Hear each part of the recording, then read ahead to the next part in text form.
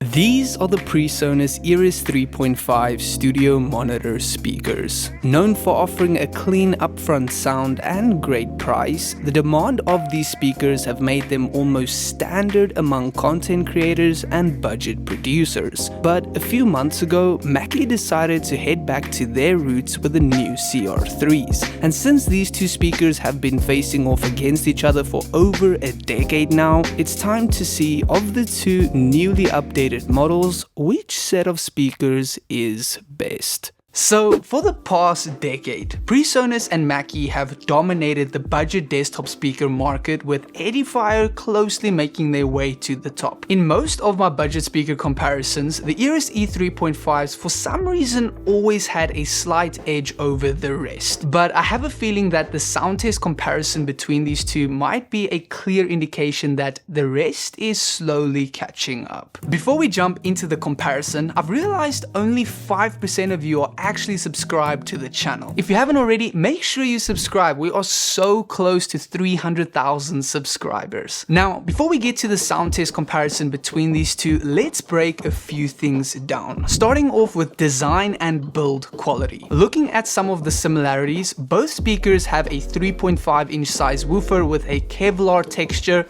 a 1-inch tweeter, and each have a power-on volume knob and headphone input on the front. In terms of build quality, besides the cheap Kevlar feel on the woofer and the two-tone finish, the Mackies feel more solid of a product compared to the E3.5s. The quality of the knobs feel better and the speakers have a little bit more weight to them. I mean, these Presonus speakers are still very well made, and personally, in terms of look and design, I think they have a slight edge over the Mackies. Now, the CR3s offer a unique tone feature on the front panel of the speakers, specifically designed for general music listening or a more tuned in precise sound. I've played around with this tone feature a few times and honestly it just gives me typical desktop multimedia speaker vibes. The Eris 3.5s lean a little more to what studio monitors offer, allowing you to adjust your low and high end frequencies. And even though these adjustments are still quite minuscule because your woofer is so tiny, it's still a more professional way to approach room acoustic tuning